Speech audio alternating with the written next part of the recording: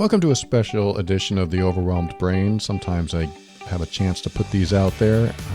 Don't have much time nowadays, but I wanted to put this out there because I received this email that I think I'd like to answer. It's a timely one because it's someone that is dating during the COVID-19 virus pandemic that we're all going through. I've tried not to talk about the virus or COVID-19 on this show too much because everywhere I look and everything I listen to seems to talk about it. So I like to not expose you. That's a terrible choice of words, but expose you to even more of it because you can get all the information you want everywhere else. So you can come here if you are tired of hearing about it. You know, I know it's important. We're all going through it in some way, shape, or form. But it was an interesting, timely question that I'd like to answer that is going to have maybe a surprising answer for the person who wrote. And let me just read you the email. It's about a relationship and dating through this pandemic, yet it may not be about that at all. So let's see where we get. This person wrote and said, I'm listening to your podcast and it has gotten me through a really tough year. Thank you for tackling these hard questions with honesty and by giving us a pathway to follow to healing. I have a question about a situation I'm currently in, and it's about dating during uncertain times. I am sure that you have received several questions regarding dating during the coronavirus. No, this is the first one. I received a lot of questions, but nothing like this. So congratulations, you're the first one to ask. I met a guy online about a month before everything started going downhill due to COVID-19. He is in this industry, and I'm not going to name the industry to kind of keep their anonymity here. And he has been very busy since we met, but he'll try and make some time once a week or every 2 weeks. He's also very bad with his phone and has admitted that to me. We are coming up on 2 months of talking, and I have only seen him about 7 times in person. He's now in quarantine because he was exposed to someone who tested positive during work last week. Ideally, he should have time to talk to me or video chat me, but it still takes him forever to respond. I'm trying to be understanding because I know that this is a really inconvenient time to start a relationship and to get to know someone. However, it has been difficult to make plans with him and communicate with him since we met. When we are together, it's a totally different situation. He's attentive, complimentary, and makes it very clear that he wants to continue seeing me. However, we have been forced to communicate mostly through text because of his work schedule and the distancing due to the virus. Do you have any insight on how to navigate the anxiety that comes along with this sort of situation? It has been crippling on some days, while others I am able to accept it and just try and trust that what is meant to be will be. Appreciate any insight. Thank you. All right. Thank you so much for writing this. And I'm going to come right off the bat. You said something at first. You said, thank you for tackling these questions, these hard questions with honesty and by giving us a pathway to follow to healing. So I'm going to give you my honest first impression here. Before this virus started, he showed you how he communicates. So the virus really has nothing to do with how he communicates. I mean, he showed you his cards, right up front. So we can actually take the virus out of the picture. That may not sound nice because we can use the virus as an excuse and say, well, because of the virus and because he's in quarantine or because of the outbreak or because he's really busy or because whatever. It really has nothing to do with the virus. It really has to do with who he showed up as and who he continues to show up as, which didn't change regardless of the quarantine. So we need to look at this and say, this is how he shows up. This is how he communicates. This is something that's not going to change. So this is my honest opinion right now. This is maybe a hard truth that you need to hear. This won't change.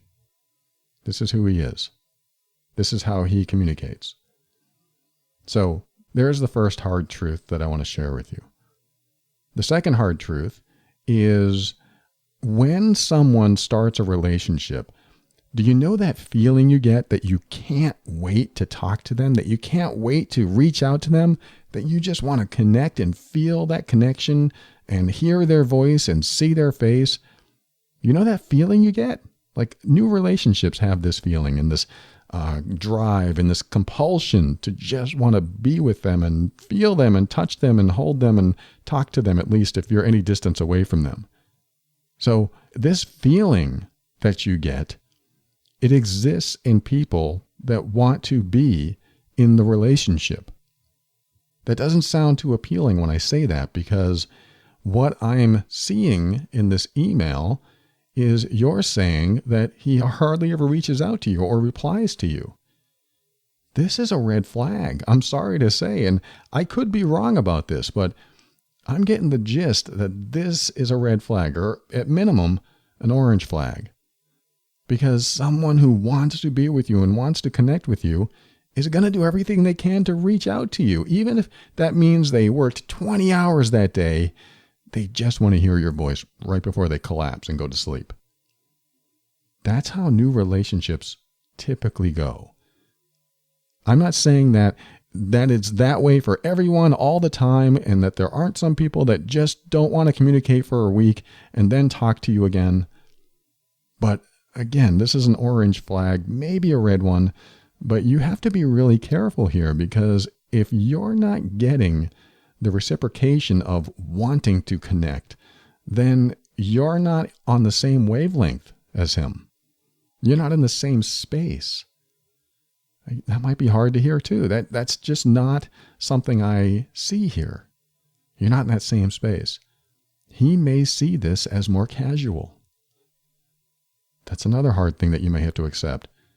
And I'm only telling you this not to disappoint you or make your anxiety worse, but to maybe have an acceptance that what seemed to be developing really isn't going to go anywhere.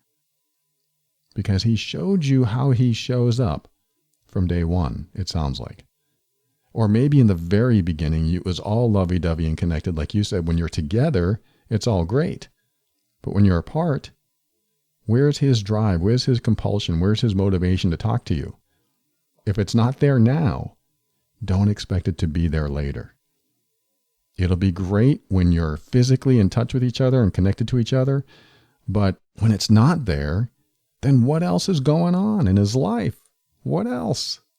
I'm not trying to imply anything. I'm just saying he may see this as more casual. He may say all the right words. He may make you feel good, but I'm seeing some breadcrumbing going on. If you don't know that term, tune into Love and Abuse, my other podcast, loveandabuse.com. Look for the episode on breadcrumbing.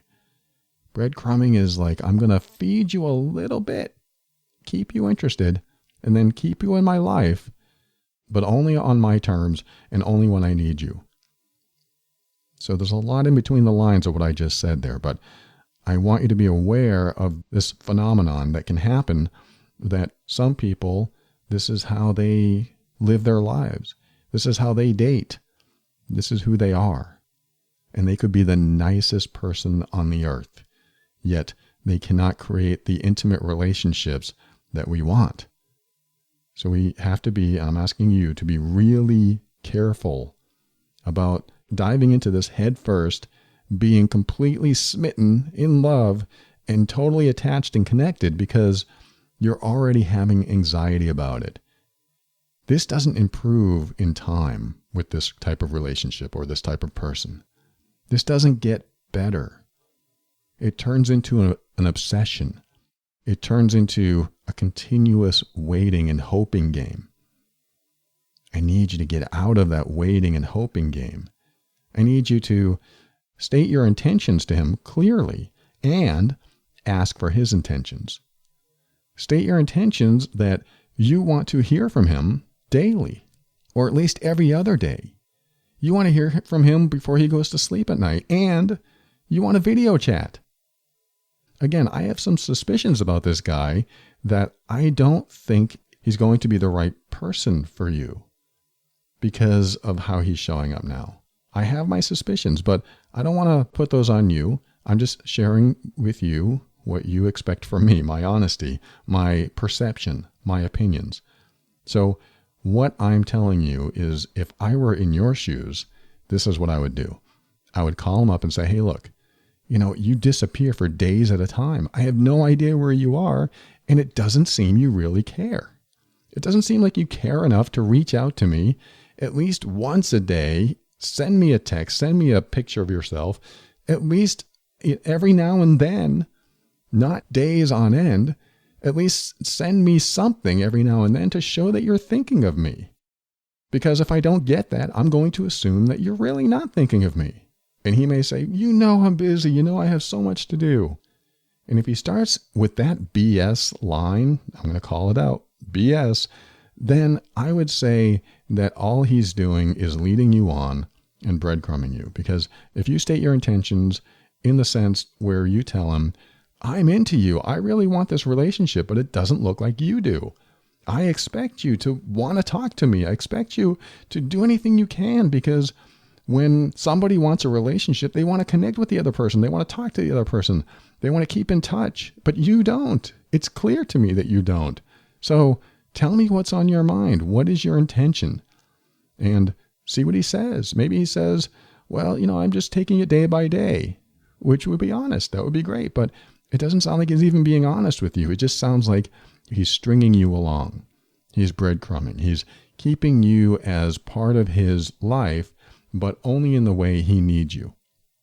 And that, again, worries me, because he's going to pull at your heart. You're going to feel it. You're going to feel anxious, and you're not going to know what to do, because now you're always waiting for him to make the next move. That is the worst place to be, and I don't want you to be there. And I know you probably have some good, really strong feelings for this person, but I'm going to repeat, how he's showing up now, virus or no virus, is going to be how he continues to show up. And this is something that you have to decide if you want in your life.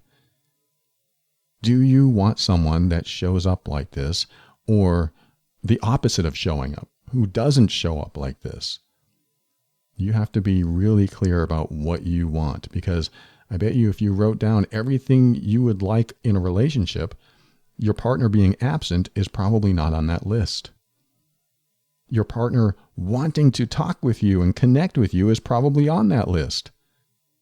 If what's on the list is not being met, then you're not in the relationship that is really the best for you. It's not a healthy relationship. It's not healthy for you. He might love it. He might love the setup. He might enjoy talking with you once a week. Maybe it makes his week. I don't know. But if you require more and he doesn't, you're not going to meet in the middle. It's just not going to happen. So this is a serious suggestion to consider what you want in your life and to see the relationship for what it is now, regardless of the virus, regardless of what's going on in the world, knowing that this is the way it will be. And you might say, well, Paul, he doesn't always do this. He only does this sometimes. And you have to be the judge of this, because I don't know the entirety of your relationship, but I do know that what you just told me has a big red flag waving, and it needs to be addressed. You need to get some closure here. And that closure could be in the form of that phone call or whatever that you do with him, where you tell him, look, this is how I feel. This is what I want. I want us to get closer. I want us to be in a more intimate relationship. I want us to be more connected. Can you do that? And if he says, absolutely, yes, I will do that more, I will try more, then my suggestion is to give him one chance. That's it. One chance. Okay, great. You want to connect more and you want to be more intimate? This is great. I'm looking forward to that. You trust that what he said is true. And if he shows up and everything is great and he does that for 3 days and then he disappears for a week, he lost his chance. I know it's harsh. It's not fun. It hurts. I know it. But if he really, really wants this relationship and you say, sorry, you had your chance, I can't do this anymore. If you do that and he is serious about the relationship, that will either motivate him to get serious. And if he is serious, he will be serious from that point on. You'll know it. You'll feel it. You'll be able to tell that, oh, this guy really is serious. He was just going through a phase or whatever. And maybe that will be the start of something great. Or let's just say that he doesn't pull through and then you break up or whatever, and then he realizes his mistake and he calls you back, and then he treats you the best, the way you want to be treated for the next 2 weeks, because this happens often, and I'm sorry to say this, but he comes back into the relationship. He says, you know what, I really messed up. I really should have, paid more attention, and I'm so sorry. I'm willing to give this a shot if you are. And you're like, great, this is what I want too. And he calls you every day. He's keeping in touch. And then 2 or 3 weeks go by, and then he starts disappearing again. That is his second one chance. And that should be your final offer. Because after that second time where he disappears again, he's settling back into who he is and how he'll be. If you give him any more chances beyond that, I'm sorry to say that you will be burned again. You will be burned again. When someone shows up like that the first time, and you say, look, this is what I want. This is what I want in a relationship. What do you want? And they say, okay, this is what I want too. And then they kind of show up in a better way, but then they disappear again, or they're doing the behavior that's unacceptable to you or you don't like, which at that point you make them accountable and say, look, you had your chance. See you later. And then they show up again and they're even better and they're nicer, but then they disappear again. Don't fall for that cycle. That second first chance, it's a weird way to put it, but that second time they do it, there's no more chances after that because your heart is more important. You need to love yourself. Know that you are worthy. Know that you are a lovable, worthy, significant person so that you don't fall under someone else's charm or nice personality, good looks. You don't fall for any of that because they have to show you that they care about you by doing the things that you appreciate, that you respect, that you define as a loving, caring, supportive relationship. If they're not meeting that criteria, you need to define the criteria that works for you. And if they can't meet it, they're not worthy of your love. This isn't the direction you wanted me to take, I know, and I'm sorry. Because your question is, do you have any insight on how to navigate the anxiety that comes along with this sort of situation? My only insight is that when you are in a relationship like this and someone's not showing up in a way that someone who really wants a relationship is going to show up, then you are making yourself anxious, waiting for them to show up that way. And that anxiety never ends until you make it clear what you want and they either meet that criteria or they don't, and you find yourself having to end the relationship, giving you some closure. There's pain. There might be grieving because of what you thought it was going to be, but at least you could move on because that anxiety sticks around. And I don't expect it to go away with this person. Again, my suspicion, my observation, I could be completely wrong. I hope I am. I hope you write to me next week and say, you know what, I did all that. And boy, he has changed. I mean, he has just been so attentive. Now, I wouldn't write to me in a week and say that. I would wait a few weeks. Because if he continues to show up that way and he's taking it seriously, then you might have something. But I don't like what I'm reading in this email, and I just want you to be careful with your heart. You are the caretaker of your heart. I know you want him to be, but you are the number one caretaker of that heart, and you need to take care of it very carefully with someone who doesn't show up all the time because you're not sure of where this relationship's going and what's happening, which means you have to take care of your heart. If someone leaves your heart on the curb because they disappeared for a few days, you need to take it back. That doesn't mean you can never give it to him again. I'm just saying you need to take it back, protect yourself a little bit, keep some emotional armor on while you go through this thing, whatever this thing is with him, so that when you finally find out how he's going to show up, you might be able to remove that armor and show up for him as he shows up for you in a loving, caring, connected relationship. And you both want to see each other and you both want to talk to each other. And maybe it'll turn out great. And let me repeat what I already said, but from a first person perspective, when I start relationships, every day I want to talk to that person. I want to connect with them. I want to find out how they are. I want to learn more about them. I want to call and find out how much they are thinking about me. You know, I have this huge inclination to want to know how they are. I have this intimacy growing inside of me and this bonding growing inside of me. And I think most of us do. You probably feel this way too. This is where the anxiety is coming from, is that you have this growing need to want to connect and want to be together. And if it's not being met, if it's not being met in my life, where I start a relationship and it's not coming back at me, it hurts. It's painful. And I have to come to an acceptance that what they feel for me is not what I feel for them. Even if they say, no, I love you, I want to be with you. If that ever happened in my life, I would need to tell myself they need to prove it. They need to prove it. They might need to move a mountain to show me that they actually care about being with me. Actions speak, words don't. Yes, words speak, but words aren't convincing enough. Words like, I love you so much and I'll talk to you in a week, aren't convincing to me. Unless they're on the space station or in the middle of a place that has no cell phone reception. Nowadays, it's so easy to stay in touch with everyone that it's very hard to say, I love you so much, I'll talk to you in a week or two, unless you've had a relationship that has already been developed and you're comfortable with that. I'm not talking about that. I'm talking about new relationships. New relationships have that magnetism that you just want to connect, that you just want to be in each other's presence in some way. Again, this doesn't work for everyone. Some people need a few days, and that's fine too. I'm not talking about those people. I'm talking about the way you're showing up and what you want from the relationship isn't necessarily being reciprocated. And you have to be careful with someone like that.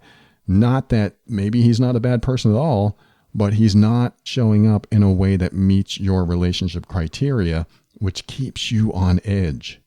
And you have to be very careful if they're not meeting all your relationship criteria, especially the criteria that keeps you on edge, you may not be in the right relationship. So none of this is very comforting to hear. I know.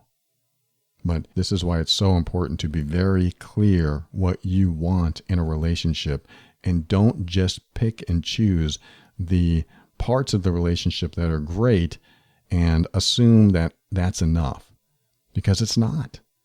There are some parts of a relationship that can be great, but if the other parts of the relationship are giving you anxiety, it's not working. It's not working out. So I don't want this to get you down. I don't want you to be unhappy about this. But, if this is meant to end, then I also want to prepare you. And, I have a feeling that maybe in between the lines of what you said to me, there is some sort of question in your mind about validating what you suspect to be true. If I'm wrong about that, I'm sorry, but I kind of read in your message here that maybe you're reaching out for some sort of validation either way.